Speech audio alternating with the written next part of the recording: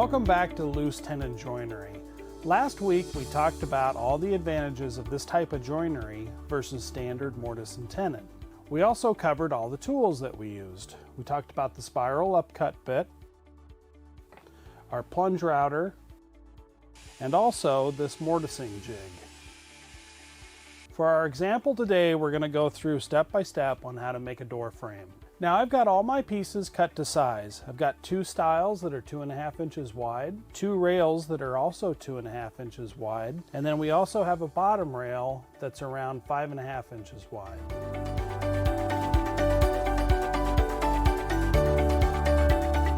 First thing we'll need to do on this frame is mark the locations of the rails on the stiles. Now I've pre-marked where this center rail is going to go, but I still need to go on ahead and transfer all the other marks.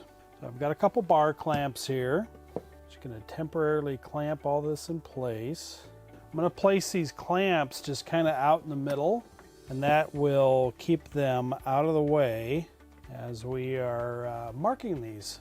All right, first step is we're going to mark our rail locations. The rail locations from the rail to the stile. Get this bottom one.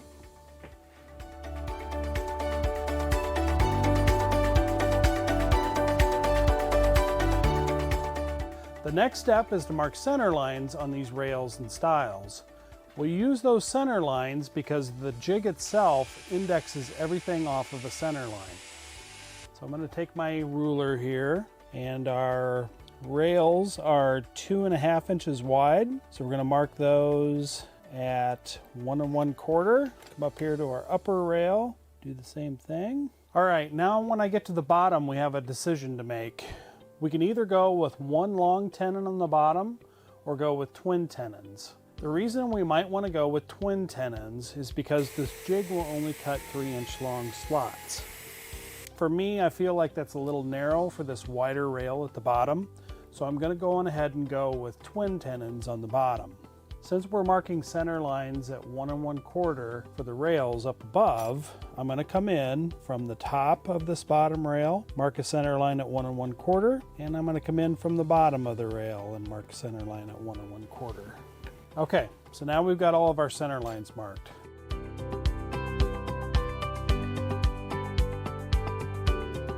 Now before we pull this apart, let's make some labels on the rails and stiles themselves. So I'm going to mark an A on the rail and the stile for that upper one, a B for the center one, and a C for the lower one. That way I know how all these parts go back together. The other thing we need to do is we need to mark the face of all these parts. And that's because the face is always going to go against the upright, and that way when you cut all those mortises, they'll all align perfectly. So I'm just going to go on ahead and mark F on some of these parts for face, and that way we won't get confused, which is easy to do. Now I can go on ahead and take my clamps off.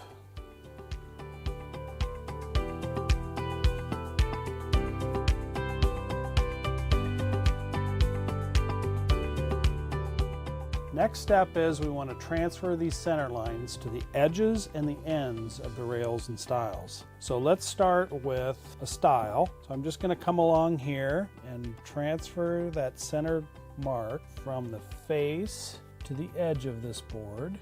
I'm going to go on ahead and use a square to transfer these lines all the way across. I'm actually going to use this little Incra marking jig as opposed to a regular tri-square. Reason is that these are very, very precision, and they have little index holes where you can stick your pencil through to make marks, and we'll show you here in just a few minutes how to use that. But I like to use this thing just even as a square. It's just got a nice feel to it, and it's really, really comfortable and easy to use. Okay, so there we have all of our center lines marked on the edge of the rail.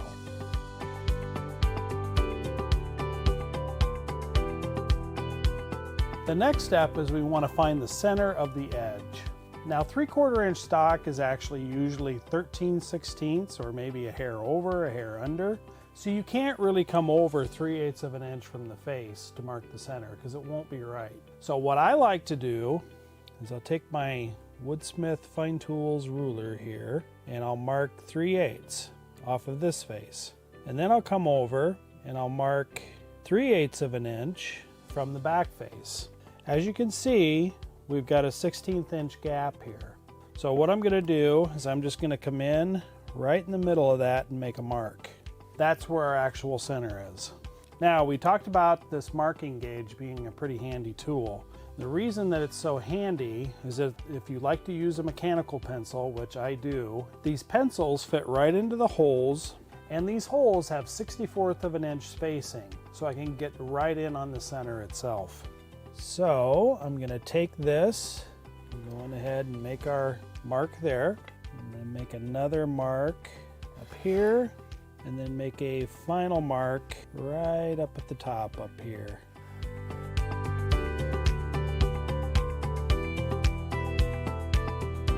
The next step is I want to mark both sides of the shoulder for the mortise. In this case, I'm going to go with a 3/8 inch mortise, so I want to mark 3/16 on each side of that center line. So I'll take my rule, I'm going to come over 3/16 of an inch and 3/16 of an inch. Now I can find where that's lining up there. Okay, that's looking good. Find where the other shoulder is located. Get that marked on all the different spots. Now you'll also notice that we have the rail marks, so we're going to go on ahead and transfer those over to the edge as well. Here again, we'll use our little marking gauge as a square.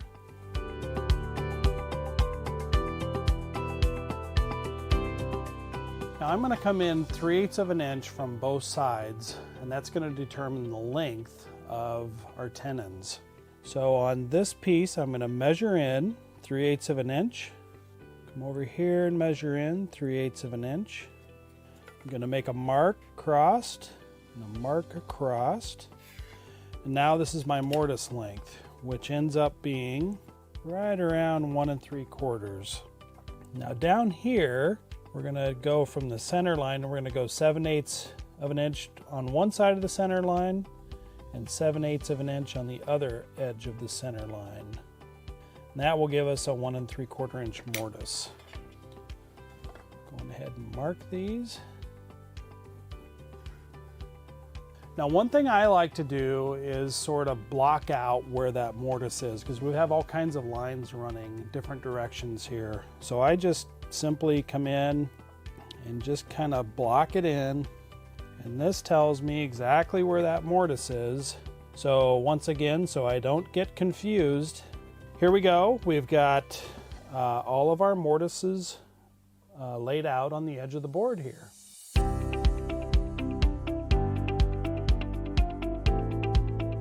Now I need to do the same thing on the ends of the rails.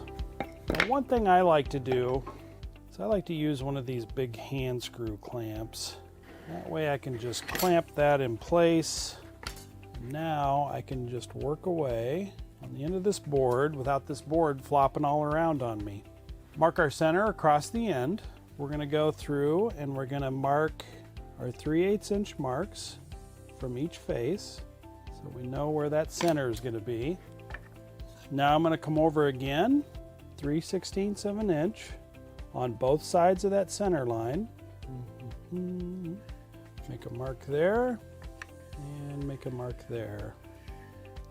We're going to come in 7/8 of an inch from the center line on both sides. And we're going ahead and mark our mortise locations.